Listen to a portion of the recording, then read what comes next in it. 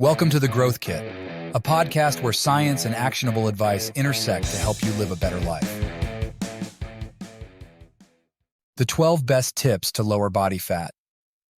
If you look at the top goals for people's physical health, number one is typically fat loss, and justifiably so. The goal of losing weight, however, is a bit of a misnomer. For most people, the goal is more specifically to lose fat and to gain muscle, a trendy term called body composition. I've written about how to build mass, so today I'll discuss the other component of body recomposition, fat loss. The purpose of having a healthy body fat percentage goes well beyond aesthetics. Excess body fat can increase the risk of health conditions, such as heart disease, diabetes, and certain cancers. High levels of body fat can also lead to decreased mobility, increased joint pain, and decreased energy levels, among other negative effects. By contrast, maintaining a healthy body fat percentage can improve physical performance, enhance mental clarity and focus, and promote longevity. Let's dive in. What is a healthy amount of body fat? Here are the body fat percentage categories as defined by the American Council on Exercise, ACE.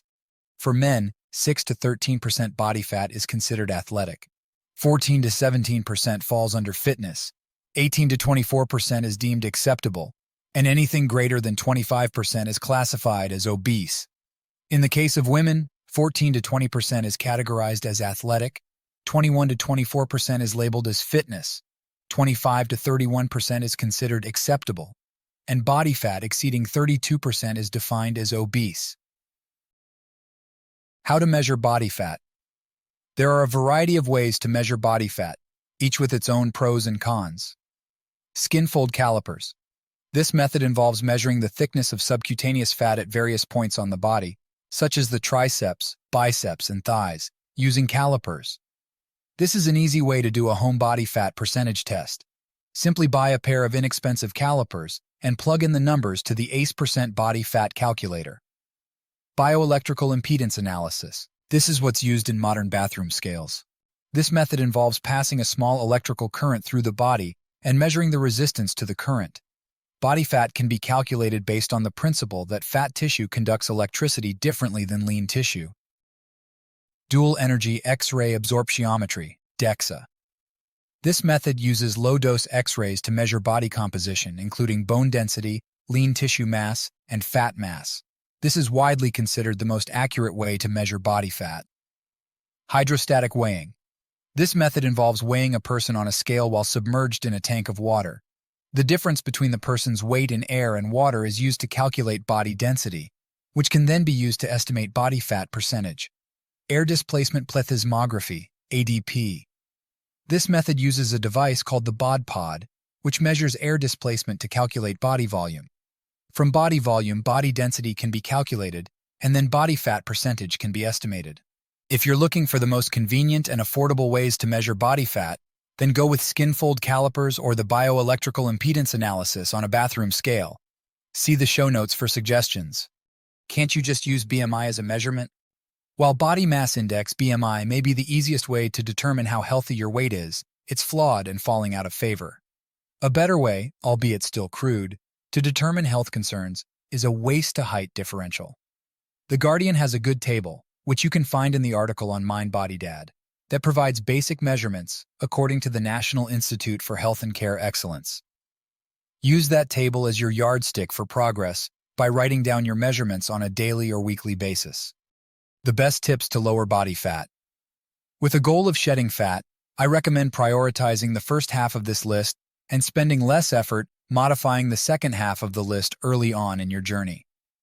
Generally speaking, the first 6 points will move the needle the most, providing the bulk of the fat loss. Once these habits are ingrained, which takes about a 2 to 3 month period, then continue to focus on the remaining factors. 1. Create a calorie deficit. In order to lose body fat, you need to create a calorie deficit. This simply means you need to consume fewer calories than you burn. While this seems obvious, the concern tends to be in how terrible humans tend to be at estimating our caloric intake. A study published in the Journal of the Academy of Nutrition and Dietetics found that this was particularly true when people were served larger portions. Participants were given a meal of either a large or small portion of pasta with tomato sauce and cheese and were asked to estimate the calorie content of the meal. Those who were served the larger portion consistently underestimated the calorie content of the meal, with their estimates being a whopping 38% lower than the actual calorie content. Do this. For 2 weeks straight, track your meals using an app such as Chronometer. This will provide good insight into the basic caloric content of food, what a serving size is, and how these minute differences in what you thought was the caloric content are very far from the true content. 2. Increase protein intake. Protein is a crucial macronutrient that's been found to play a key role in regulating appetite, promoting feelings of fullness, and reducing body fat. One of the ways in which protein facilitates fat loss is by signaling a sense of fullness to the brain. Of all three of the macronutrients, carbohydrates, fat, and protein is the most satiating. In fact, it's believed that the body has an innate drive to consume a certain amount of protein and will continue eating until this protein target is reached. This concept is known as the protein leverage hypothesis. The protein leverage hypothesis suggests that if a person's diet is low in protein, they may feel less satisfied after meals and consume more calories overall in order to meet their protein needs. Conversely, if a person's diet is high in protein, they may feel more satisfied after meals and consume fewer calories overall. Several studies have supported this theory in relation to weight loss. A study supported this hypothesis by finding that a high-protein diet resulted in greater satiety and lower energy intake compared to a low-protein diet in overweight and obese adults. Similarly, a systematic review and meta-analysis concluded that a high-protein diet leads to greater satiety and reduced calorie intake, which could lead to lower body fat. A randomized controlled trial showed that a high-protein diet was more effective than a standard protein diet in reducing body fat in overweight and obese individuals. Another study found that a high-protein, low-carbohydrate diet led to greater fat loss and preservation of lean body mass compared to a low-protein, high-carbohydrate diet. Do this. Aim to eat a minimum of 0.8 grams of protein per pound of desired body weight per day, generally 30 to 40 grams per meal. For a target weight of 150 pounds, this means eating 120 grams of protein per day. Getting an adequate amount of quality protein isn't easy, so I add in a protein shake most days. I recommend a clean protein powder, like Levels Protein, which has 25 grams of whey protein per serving, with 5.6 grams of BCAAs and all of the essential amino acids. I also use it because it doesn't contain artificial flavors, sweeteners, artificial additives, or fillers. It's non-GMO, and it comes from grass-fed cows. 3. Prioritize for adherence. The most important factor for weight loss is adherence. Whether or not you can maintain a change in lifestyle factors for an extended period of time is the #1 indicator of success. There's plenty of evidence out there that insert trendy diet here will help you to drop fat. Most of these studies, however, are limited to a period of weeks and months. When these studies are extended for years, the success rate tends to return back to baseline. When that happens, most people look for a better diet, blaming the last one on their poor results, which just leads to yo-yo dieting. The main reason isn't necessarily the diet, but rather the person's ability to sustain the diet. Do this. Pick a diet that works for your lifestyle and that you actually feel good doing. 4. Measure something. What gets measured gets managed.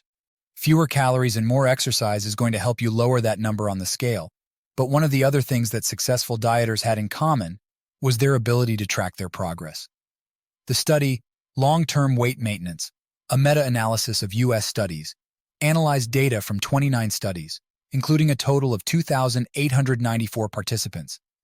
They found that the average weight loss was 16.1 pounds, and that individuals who were successful in maintaining weight loss were more likely to do the obvious, exercise, eat fewer calories.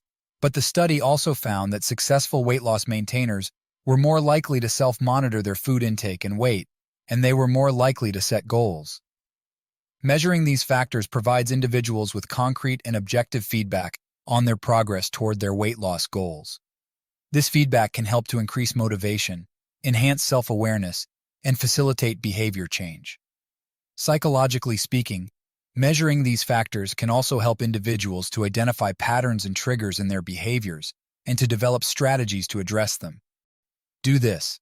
Pick at least one metric, weight, caloric intake, etc., and measure it consistently. Pick any of the thousands of weight loss or fitness or health apps out there to keep track of it. 5. Seek out nutrient-dense foods. Fat loss is not only about reducing caloric intake, but also about ensuring that the body gets enough essential nutrients. Nutrient-dense diets are associated with lower body weight and fat loss. Researchers found that participants who followed a nutrient-dense diet lost more weight and body fat than those who followed a low nutrient density diet.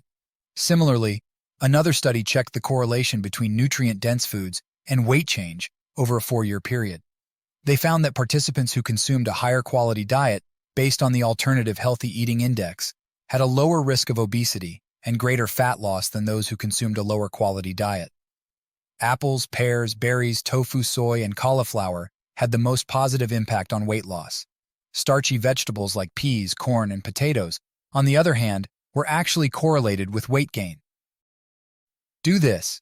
Aim for whole foods that are high in vitamins and minerals and low in artificial additives. Meat, poultry, eggs, and fish are a good place to start. The majority of your shopping cart should be from products around the perimeter. That ends part 1 of ways to lower your body fat percentage. Check out the next podcast for more tips, including the minimum effective dose for exercising the 3 energy systems of your body, whether or not you should fast, how to get better sleep, and how the toxins in your home affect your waistline. Thanks for tuning into the Growth Kit podcast. If you enjoyed this episode, please subscribe and leave a review. You can check out my website at mindbodydad.com and subscribe for more weekly insights sent to your inbox. You can also follow me on Instagram and Twitter at mindbodydad.